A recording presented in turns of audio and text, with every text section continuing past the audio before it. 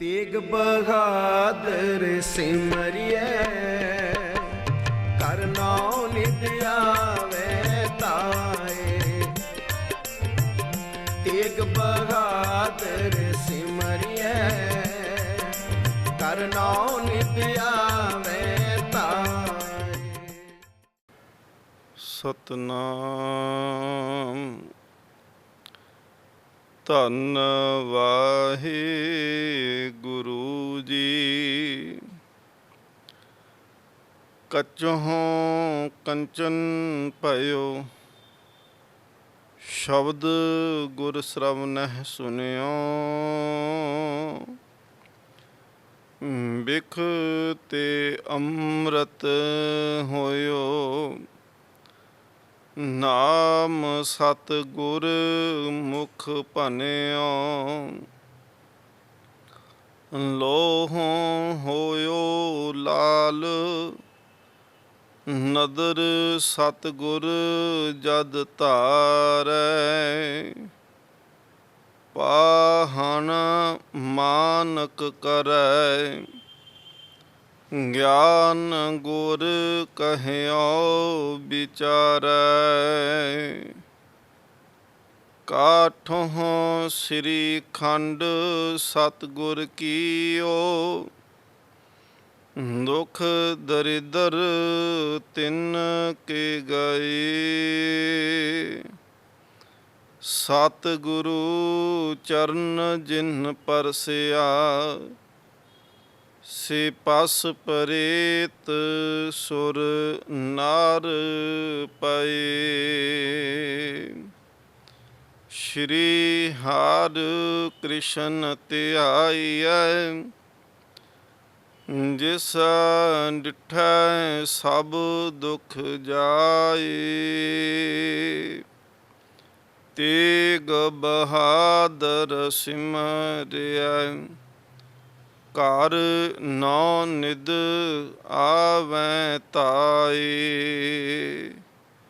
तेग बहादुर सिमरियै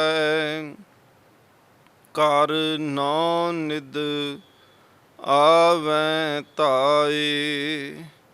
सब थाई होए सहाय। परम सन्मानयोग जुगो जुग अटल तख्त चवर छत्र दे मालक सतगुरु श्री गुरु ग्रंथ साहिब महाराज पातशाह जी दी पावन पवित्र हजूरी अंदर ਅਤੇ देश विदेश के अंदर ਆਪ ਸੰਗਤ ਧੰਨ ਗੁਰੂ ਤੇਗ ਬਹਾਦਰ ਮਹਾਰਾਜ ਜੀ ਦੇ 400 ਸਾਲਾ ਆਗਮਨ ਪ੍ਰਕਾਸ਼ ਗੁਰਪੁਰਬ ਨੂੰ ਸਮਰਪਿਤ ਹੋ ਕਰਕੇ ਲੜੀਵਾਰ ਜੀਵਨ ਇਤਿਹਾਸ ਸਤਿਗੁਰ ਮਹਾਰਾਜ ਜੀ ਦਾ ਸਰਵਨ ਕਰ ਰਹੇ ਹੋ।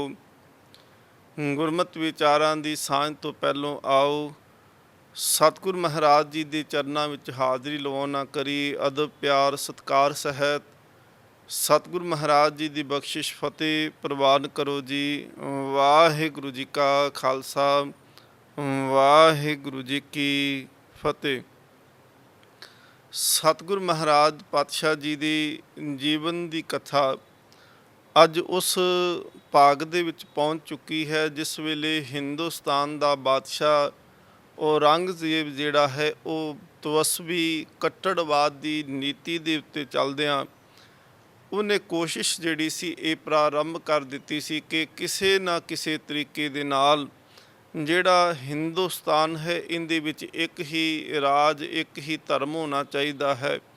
ਉਹ ਚਾਹੁੰਦਾ ਸੀ ਕਿ ਸੁੰਨੀ ਮੁਸਲਮਾਨ ਹੋਵਣ ਹਰ ਪਾਸੇ, ਕੇਵਲ ਇਸਲਾਮ ਧਰਮ ਹੋਵੇ ਹਰ ਪਾਸੇ, ਕੇਵਲ ਧਾਰਮਿਕ ਗ੍ਰੰਥ ਜਿਹੜੇ ਹਨ ਉਹ ਕੁਰਾਨ ਇਤਿਆਦਿਕ ਹੋਵਣ।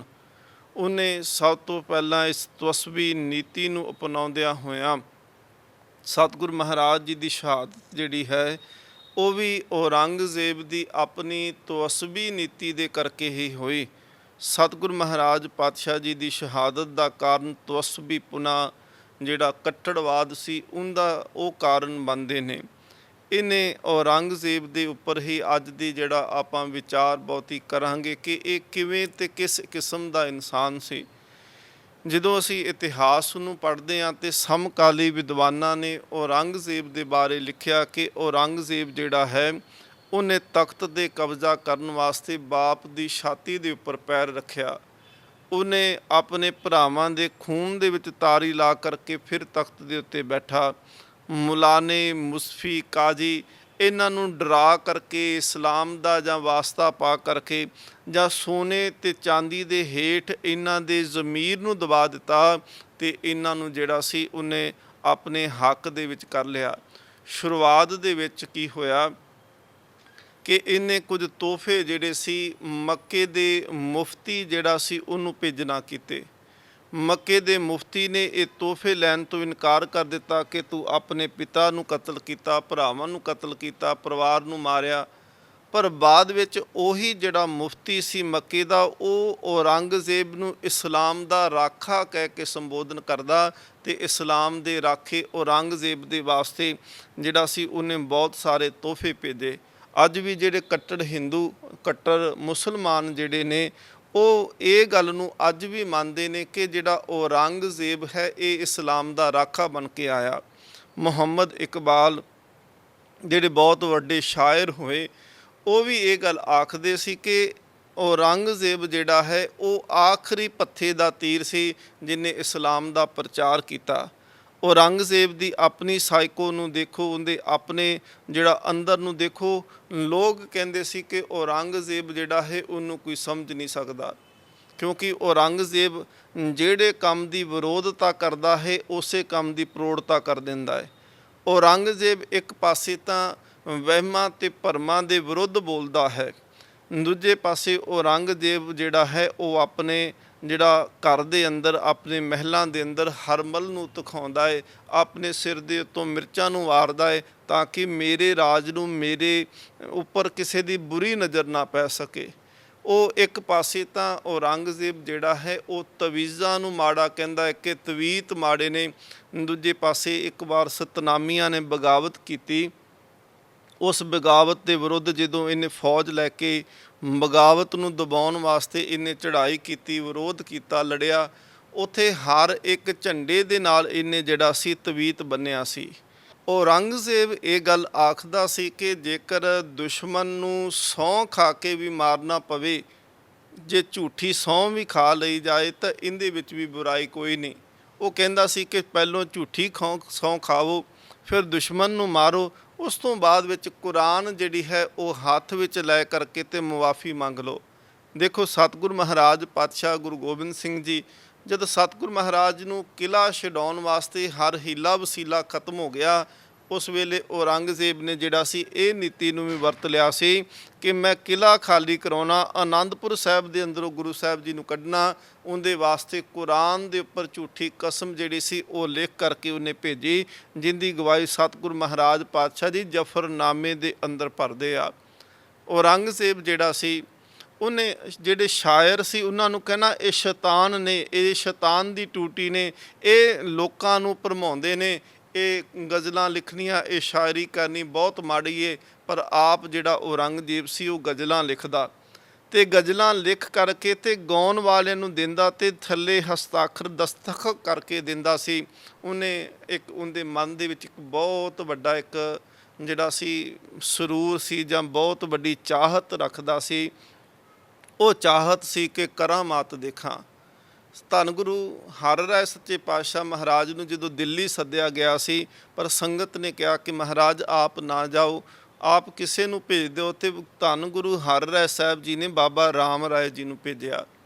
ਬਾਬਾ ਰਾਮ ਰਾਏ ਜੀ ਨੇ ਔਰੰਗਜ਼ੇਬ ਨੂੰ 72 ਕਰਾਮਾਤਾਂ ਉੱਥੇ ਦਿਖਾਈਆਂ, ਛੋਟੀਆਂ ਵੱਡੀਆਂ ਬਹੁਤ ਸਾਰੀਆਂ ਕਰਾਮਾਤਾਂ ਦਾ ਜ਼ਿਕਰ ਆਉਂਦਾ ਹੈ। ਗੁਰਪ੍ਰਤਾਪ ਸੂਰਜ ਗ੍ਰੰਥ ਨੇ ਬਹੁਤ ਇਹਨੂੰ ਵਿਸਥਾਰ ਦੇ ਨਾਲ ਲਿਖਣਾ ਕੀਤਾ ਕਿ ਔਰੰਗਜ਼ੇਬ ਨੂੰ ਕਿਹੜੀ ਕਿਹੜੀ ਕਰਾਮਾਤ ਜਿਹੜੀ ਸੀ ਉਹ ਦਿਖਾਉਣਾ ਉਸ ਵੇਲੇ ਕੀਤੀ।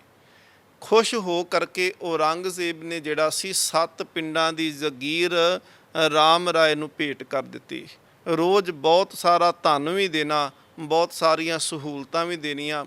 ਔਰ ਇਹੀ ਕਾਰਨ ਸੀ ਕਿ ਰਾਮ ਰਾਏ ਦੇ ਉੱਤੇ ਇਸ ਤਾਕਤ ਦਾ ਜਾਂ ਪੈਸੇ ਦਾ ਪ੍ਰਭਾਵ ਪੈ ਗਿਆ, ਜਿਹਦੇ ਕਰਕੇ ਔਰੰਗਜ਼ੇਬ ਦੇ ਸਾਹਮਣੇ ਉਹਨਾਂ ਨੇ ਬਾਣੀ ਦੀ ਪੰਕਤੀ ਦੇ ਗਲਤ ਅਰਥ ਕਰ ਦਿੱਤੇ। ਮਿੱਟੀ ਮੁਸਲਮਾਨ ਕੀ ਦੇ ਅਰਥ ਜਿਹੜੇ ਸਨ ਜਾਂ ਉਹਦੇ ਜਿਹੜਾ ਉਚਾਰਨ ਸੀ ਉਹ ਇਹ ਕਰ ਦਿੱਤਾ ਕਿ ਮਿੱਟੀ ਬੇਈਮਾਨ ਕੀ ਹੈ, ਮੁਸਲਮਾਨ ਕੀ ਨਹੀਂ। ਉਹ ਲਿਖਣ ਵਾਲੇ ਦੀ ਗਲਤੀ ਹੈ।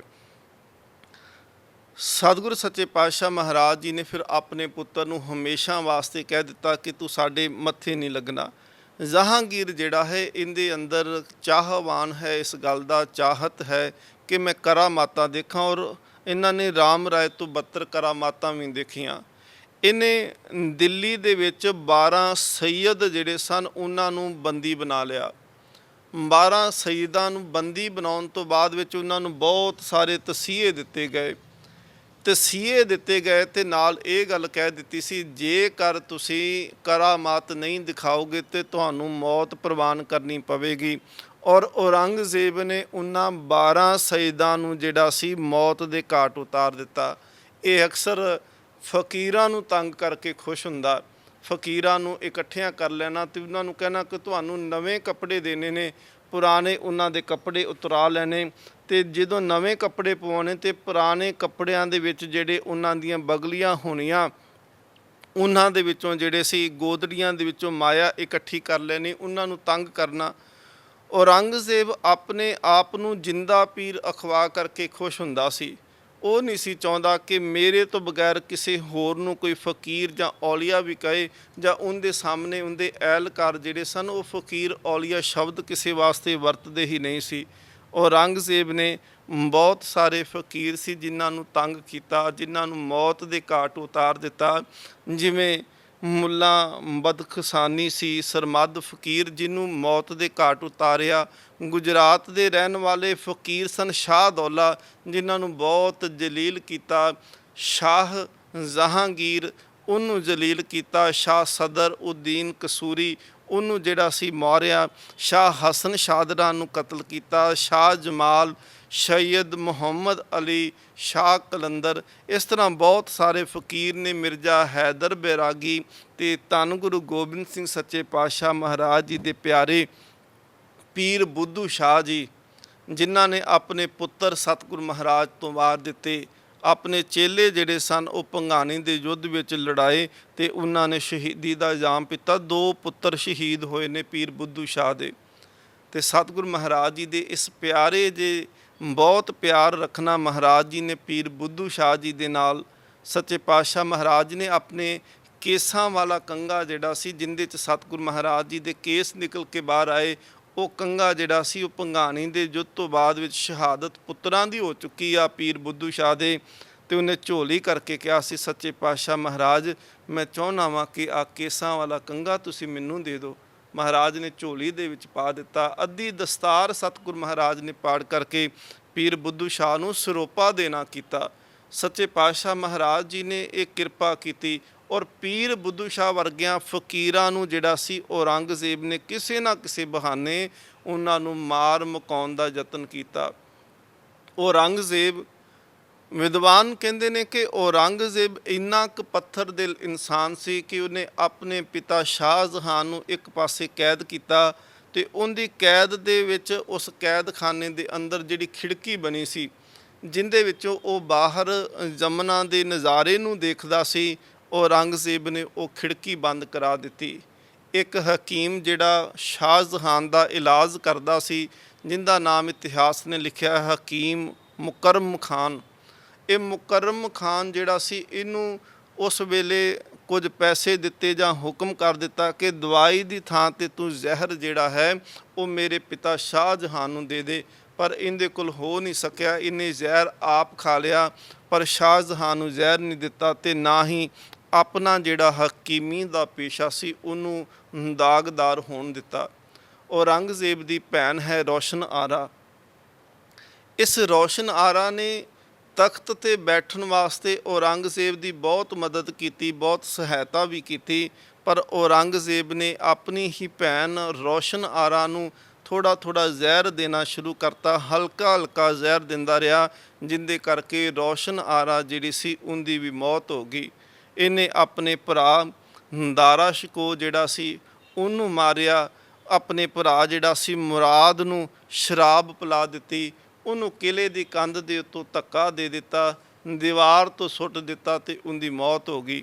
ਇਹਨੇ ਆਪਣੇ ਭਰਾ ਸੁਜਾਹ ਨੂੰ ਦੇਸ਼ ਨਿਕਾਲਾ ਦੇ ਦਿੱਤਾ, ਕਹਿ ਦਿੱਤਾ ਕਿ ਇਹ ਜਿਹੜਾ ਸੁਜਾਹ ਹੈ ਇਹ ਦੇਸ਼ ਦੇ ਅੰਦਰ ਨਹੀਂ ਆਉਣਾ ਚਾਹੀਦਾ। ਇੱਥੋਂ ਤੱਕ ਕਿ ਇਹ ਇੰਨਾ ਕੁ ਹਕੂਮਤ ਦੇ ਨਸ਼ੇ ਦੇ ਵਿੱਚ ਅੰਨਾ ਹੋ ਚੁੱਕਿਆ, ਜਿੱਥੇ ਆਪਣੇ ਭਰਾ ਭੈਣ ਆਪਣੇ ਪਿਤਾ ਨੂੰ ਇਹਨੇ ਕਤਲ ਕਰ ਦਿੱਤਾ, ਉੱਥੇ ਆਪਣੇ ਪੁੱਤਰ ਸੁਲਤਾਨ ਮੁਹੰਮਦ, ਇਹਦੇ ਪੁੱਤਰ ਦਾ ਨਾਮ ਹੈ ਸੁਲਤਾਨ ਮੁਹੰਮਦ, ਜਿਸ ਦੀ ਉਮਰ 36 ਸਾਲ ਸੀ। ਇਹਦੇ ਮਨ ਦੇ ਵਿੱਚ ਹੋਇਆ ਕਿ ਕਿਤੇ ਕੱਲ ਨੂੰ ਇਹ ਰਾਜ ਦਾ ਦਾਅਵਾ ਨਾ ਕਰੇ। ਇਹਨੇ ਆਪਣੇ ਸਕੇ ਪੁੱਤਰ ਸੁਲਤਾਨ ਮੁਹੰਮਦ ਨੂੰ ਜ਼ਹਿਰ ਦੇ ਕੇ ਮਾਰ ਦਿੱਤਾ। ਇਹਨੇ ਸ਼ਹਿਜ਼ਾਦਾ ਅਕਬਰ, ਇਹਦਾ ਪੁੱਤਰ ਦਾ ਨਾਮ ਹੈ ਸ਼ਹਿਜ਼ਾਦਾ ਅਕਬਰ, ਉਹਨੂੰ ਹਿੰਦੁਸਤਾਨ ਦੇ ਵਿੱਚੋਂ ਕੱਢ ਦਿੱਤਾ ਤਾਂ ਕਿ ਉਹ ਦਾਅਵਾ ਨਾ ਕਰੇ ਕਿ ਉਹਨੇ ਇੱਕ ਚਿੱਠੀ ਲਿਖੀ ਸੀ ਔਰੰਗਜ਼ੇਬ ਨੂੰ, ਜਿੰਦੇ ਵਿੱਚ ਉਹਨੇ ਬਹੁਤ ਖਰੀਆਂ ਸੁਣਾ ਦਿੱਤੀਆਂ ਕਿ ਇਹ ਮੁਰਦਾ ਸਰੀਰ ਜਿਹੜੇ ਨੇ ਉਹ ਰਾਜ ਕਰਦੇ ਪਏ ਨੇ, ਦੇਸ਼ ਤੇ ਹਕੂਮਤ ਜਿਹੜੀ ਹੈ ਉਹ ਮੁਰਦਾ ਮਨਾਂ ਦੀ ਚੱਲਦੀ ਪਈ ਹੈ, ਬਹੁਤ ਨੁਕਸਾਨ ਹੁੰਦਾ ਪਿਆ ਹੈ, ਇਹੋ ਜਿਹੇ ਦੇਸ਼ ਵਿੱਚ ਰਹਿਣ ਨਾਲੋਂ ਤੇ ਚੰਗਾ ਇਨਸਾਨ ਕਿਤੇ ਹੋਰ ਚਲੇ ਜਾਏ। ਇਹਨੇ ਗੁੱਸੇ ਵਿੱਚ ਆ ਕੇ ਆਪਣੇ ਪੁੱਤਰ ਸ਼ਹਿਜ਼ਾਦਾ ਅਕਬਰ ਨੂੰ ਦੇਸ਼ ਨਿਕਾਲਾ ਦੇ ਦਿੱਤਾ, ਹਿੰਦੁਸਤਾਨ ਤੋਂ ਬਾਹਰ ਕੱਢ ਦਿੱਤਾ। ਅਕਬਰ ਦਾ ਪੁੱਤਰ ਜਿੰਦਾ ਨਾਮ ਬਹਾਦਰ ਸ਼ਾਹ ਹੈ, ਇਸ ਦਾ ਅਸਲ ਨਾਮ ਸੀ ਸ਼ਹਿਜ਼ਾਦਾ ਮੁਅੱਜ਼ਮ। ਸ਼ਹਿਜ਼ਾਦਾ ਮੁਅੱਜ਼ਮ ਨੂੰ ਵੀ ਦੇਖਿਆ ਕਿ ਸ਼ਾਇਦ ਇਹ ਬਗਾਵਤ ਕਰੇਗਾ। ਸ਼ਹਿਜ਼ਾਦਾ ਮੁਅੱਜ਼ਮ ਬਹਾਦਰ ਸ਼ਾਹ ਨੂੰ 7 ਸਾਲ, ਪੂਰੇ 7 ਸਾਲ ਪਰਿਵਾਰ ਸਮੇਤ ਇਹਨੇ ਬੰਦੀ ਬਣਾਈ ਰੱਖਿਆ। ਇੱਥੋਂ ਤੱਕ ਕਿ ਜਿਹੜੇ ਇਹਦੇ ਨਿਕਟਵਰਤੀ ਸਨ, ਜਿਨ੍ਹਾਂ ਨਾਲ ਇਹਨੇ ਬਹੁਤ ਪਿਆਰ ਕੀਤਾ ਜਾਂ ਜਿਨ੍ਹਾਂ ਨੇ ਰਾਜ ਭਾਗ ਦੇ ਵਿੱਚ ਸਹਾਇਤਾ ਕੀਤੀ, ਜਿਨ੍ਹਾਂ ਵਿੱਚ ਮਿਰਜ਼ਾ ਰਾਜਾ ਜੈ ਸਿੰਘ ਜੀ ਜਿਹੜੇ ਸਨ, ਉਹਨਾਂ ਨੂੰ ਵੀ ਇਹਨੇ ਜ਼ਹਿਰ ਦੇ ਕੇ ਮਾਰ ਦਿੱਤਾ। ਤੇ ਜਸ ਇਸ ਨੇ ਤਵਸਬੀ ਨੀਤੀ ਨੂੰ ਅਪਣਾਇਆ, ਮਨ ਦੇ ਵਿੱਚ ਇਹ ਪੱਕਾ ਕਰ ਲਿਆ ਕਿ ਹੁਣ ਮੈਂ ਬਿਲਕੁਲ ਕੱਟੜਵਾਦ ਨੂੰ ਅਪਣਾ ਕਰਕੇ ਹਿੰਦੁਸਤਾਨ ਦੇ ਵਿੱਚ ਸੁੰਨੀ ਰਾਜ ਕਾਇਮ ਕਰ ਦੇਵਾਂਗਾ।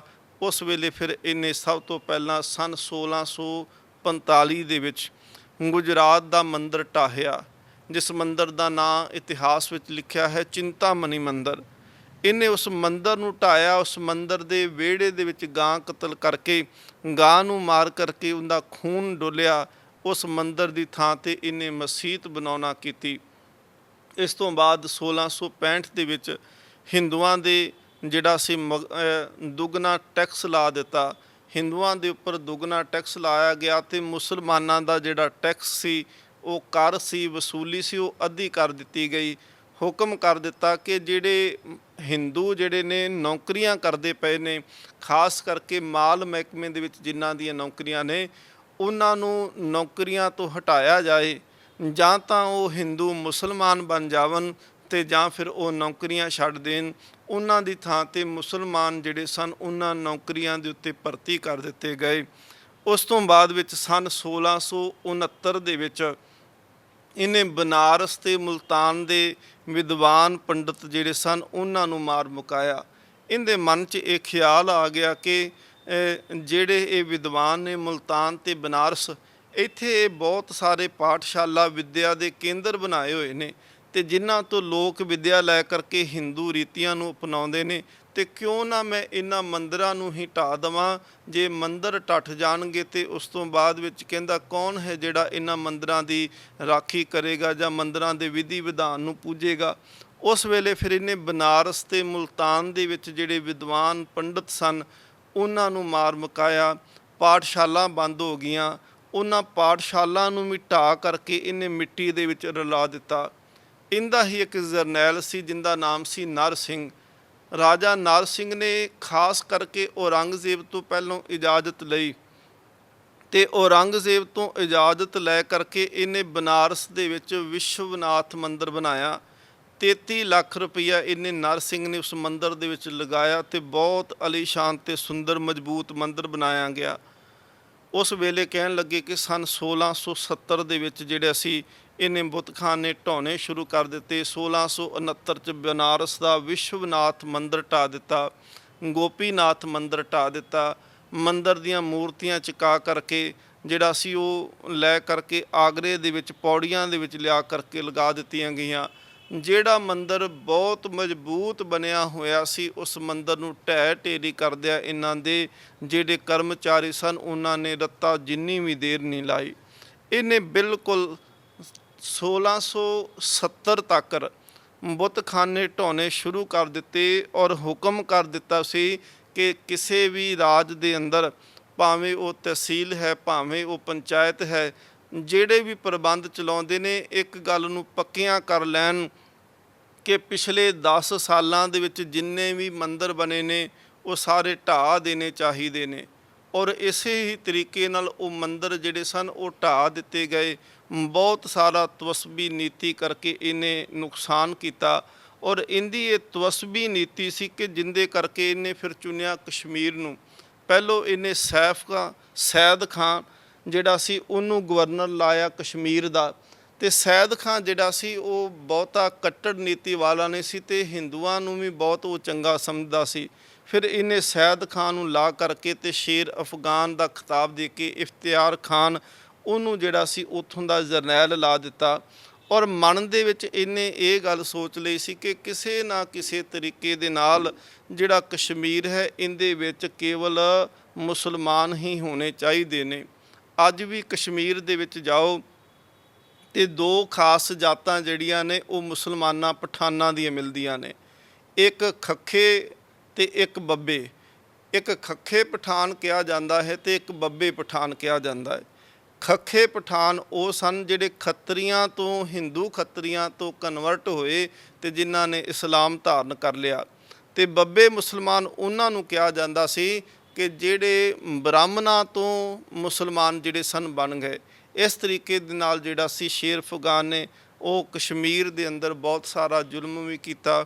ਕਈ ਜਿਹੜੇ ਦੱਬੇ ਕੁਚਲੇ ਸਨ ਜਿਨ੍ਹਾਂ ਨੂੰ ਨੀਵੀਆਂ ਜਾਤਾਂ ਵਾਲੇ ਕਹਿੰਦੇ ਸੀ, ਉਹਨਾਂ ਨੇ ਲਾਲਚ ਵਿੱਚ ਆ ਕਰਕੇ ਵੀ ਇਸਲਾਮ ਜਿਹੜਾ ਸੀ ਕਬੂਲ ਕਰ ਲਿਆ, ਕਿਉਂਕਿ ਧਨ ਦੌਲਤ ਬਹੁਤ ਦਿੱਤੀ ਗਈ, ਪੈਸੇ ਦੇ ਨਾਲ ਵੀ ਖਰੀਦੇ ਗਏ, ਜ਼ੁਲਮ ਦੇ ਨਾਲ ਵੀ ਤਬਦੀਲ ਕੀਤੇ ਗਏ। ਸੋ ਇਸ ਤਰੀਕੇ ਦੇ ਨਾਲ ਜਿਹੜਾ ਔਰੰਗਜ਼ੇਬ ਦਾ ਕਿਰਦਾਰ ਹੈ ਉਹ ਇਵੇਂ ਦਾ ਬਣਿਆ ਹੋਇਆ ਸੀ ਕਿ ਉਹਨੇ ਹਰ ਸਮੇਂ ਇਹ ਸੋਚਿਆ ਕਿ ਕਿਸੇ ਨਾ ਕਿਸੇ ਤਰੀਕੇ ਨਾਲ ਮੈਂ ਜਿਹੜੇ ਮੁਲਾਣੇ ਨੇ, ਕਾਜੀ ਨੇ, ਉਹਨਾਂ ਨੂੰ ਆਪਣੇ ਵੱਸ ਵਿੱਚ ਰੱਖਾਂ ਤੇ ਉਹ ਤਾਂ ਵੱਸ ਵਿੱਚ ਰਹਿਣਗੇ ਜੇਕਰ ਮੈਂ ਇਸਲਾਮ ਦੀ ਗੱਲ ਕਰਾਂਗਾ। ਫਿਰ ਇਹਨੇ ਇਸ ਨੀਤੀ ਦੇ ਤਹਿਤ ਜਿਹੜਾ ਸੀ ਕਸ਼ਮੀਰ ਦੇ ਉੱਪਰ ਜ਼ੁਲਮ ਉਠਾਉਣਾ ਸ਼ੁਰੂ ਕਰ ਦਿੱਤਾ। ਅੱਗੇ ਆਪਾਂ ਵਿਚਾਰ ਕਰਾਂਗੇ ਕਿ ਫਿਰ ਕਿਵੇਂ ਕਸ਼ਮੀਰੀ ਪੰਡਤ ਜਿਹੜੇ ਸੀ ਉਹ ਸਤਿਗੁਰੂ ਗੁਰੂ ਤੇਗ ਬਹਾਦਰ ਮਹਾਰਾਜ ਜੀ ਦੀ ਸ਼ਰਨ ਵਿੱਚ ਆਉਂਦੇ ਆ ਤੇ ਮਹਾਰਾਜ ਸਤਿਗੁਰੂ ਗੁਰੂ ਤੇਗ ਬਹਾਦਰ ਠੀਕਰ ਫੋਰ ਦਲੀਸ ਸਿਰ ਪ੍ਰਭਪੁਰ ਕੀਆ ਪਿਆਨ, ਤੇਗ ਬਹਾਦਰ ਸੀ ਕਿਰਿਆ ਕਰਹੀ ਨਾ ਕਿਨਹੂ ਆਨ। ਆਪਾਂ ਉਸ ਇਤਿਹਾਸ ਨੂੰ ਕਿ ਜਦੋਂ ਸਤਿਗੁਰੂ ਮਹਾਰਾਜ ਜੀ ਨੇ ਸ਼ਹਾਦਤ ਦੇਣੀ ਹੈ ਉਹਨੂੰ ਵੀ ਅਗਲੇ ਦੀਵਾਨਾਂ ਦੇ ਵਿੱਚ ਵਾਚਾਂਗੇ। ਸਤਿਗੁਰੂ ਮਹਾਰਾਜ ਕਿਰਪਾ ਕਰਨ। ਅੰਤਮ 'ਚ ਅਰਦਾਸ ਕਰੀਏ ਕਿ ਜਗਤ ਜਲੰਦਾ ਰੱਖ ਲੈ ਆਪਣੀ ਕਿਰਪਾ ਧਾਰ, ਜਿਤ ਦੁਆਰੇ ਉਬਰੇ ਤਿੱਤੇ ਲਿਹੋ ਉਭਾਰ। ਵਾਹਿਗੁਰੂ ਜੀ ਕਾ ਖਾਲਸਾ, ਵਾਹਿਗੁਰੂ ਜੀ ਕੀ ਫਤਿਹ। ਤੇਗ ਬਹਾਦਰ ਸਿਮਰਿਐ ਕਰ ਨਾਉ ਨਿਤ ਆਵੇ ਤਾਏ। ਤੇਗ ਬਹਾਦਰ ਸਿਮਰਿਐ